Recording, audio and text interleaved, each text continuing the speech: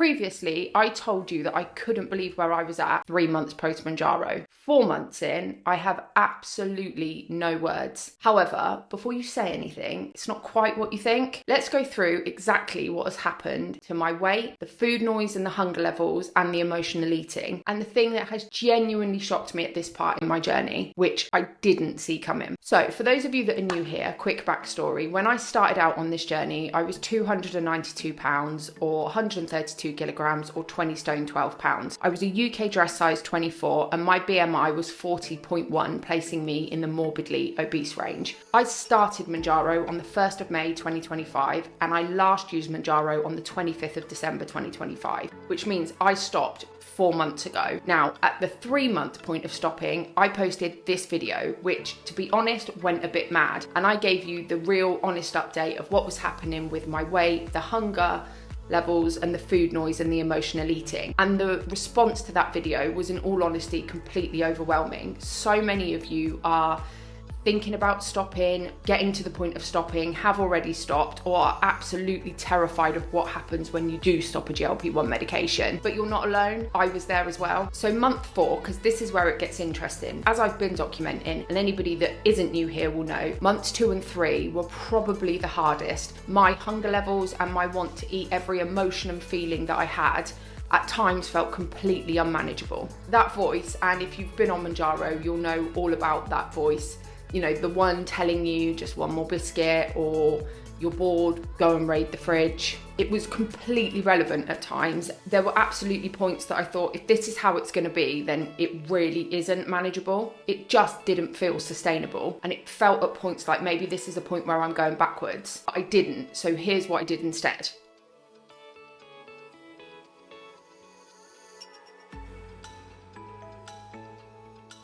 This whole journey, from starting Mounjaro to being off Mounjaro now for 4 months and being at my maintenance weight for 6 months, has been all about going back to basics and finding a sustainable plan.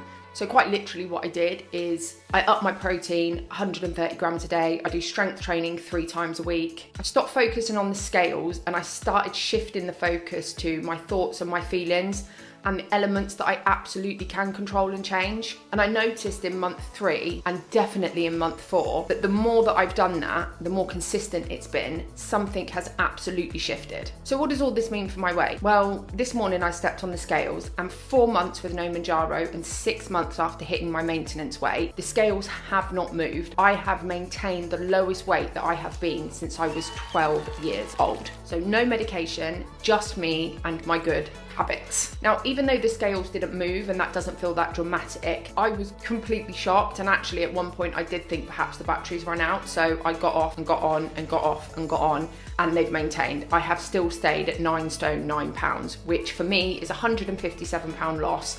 I've lost 53.7% of my body weight since I started out on this journey, which just blows my mind. And I think a part of the reason that I was also shocked is I was fully anticipating to stand on and maybe see a little bit of a gain, which wouldn't have been the end of the world. But I thought back about the food that I'd eaten that month, which now includes, and has done for a while, a cheat meal on a Friday night. This Friday night, it was a very delicious chicken kebab. And I thought about the Snicker that I had midweek. And I thought about the times when I know that I've gone over calories. I also thought about the last time that I was 4 months post a big weight loss, which was in 2020, following the last time I joined Slimming World, and I lost about 6 stone. And at the 4-month point after I'd stopped that weight loss journey, I was already 3 stone up. And everything you read about stopping a GLP-1 medication and everything people say is all centered around regain.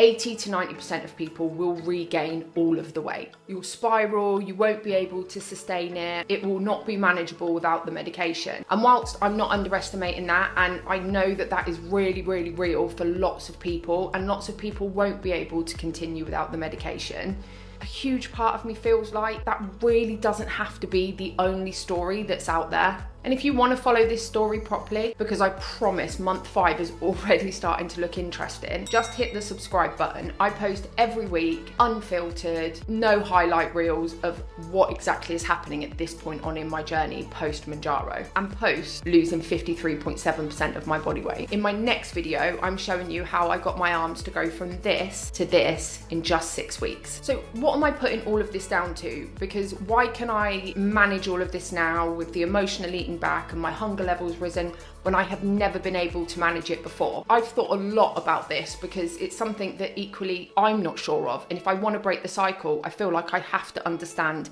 why it's manageable now when it never has been before. I honestly believe it's down to these 3 things: consistency, having a sustainable, non-perfect plan, and also understanding my priorities. I'm not perfect, but within that, I'm no longer aspiring to be. I have my bad days. I still eat over my calories at times. I still don't always move enough. There are still times when I eat the chicken kebab, or I have a KFC, or I eat some chocolate, but I don't use those times as an excuse just to eat my week's worth of food in a day. I don't simply write off days because I've indulged a little bit too much on that day, or I've eaten something that sits outside of being perfect. And that's something that I've never done before, despite promising myself that I would. And I'm now 158 pounds down, 4 months post Mounjaro, so there's definitely no medication left in my system.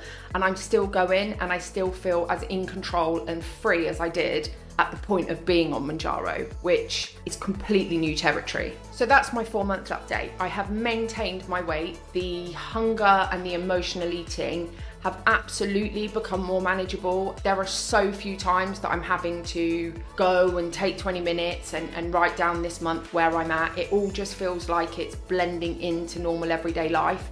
And for the first time as an adult, and I didn't even feel this when I was using Mounjaro, because I was using Mounjaro, I feel like I have a much more normal relationship with food than I ever have. So whether you're on Mounjaro, thinking of using it, stopping Mounjaro, or you've already stopped, or you're just simply trying to figure out what comes next, you're not alone in any of it.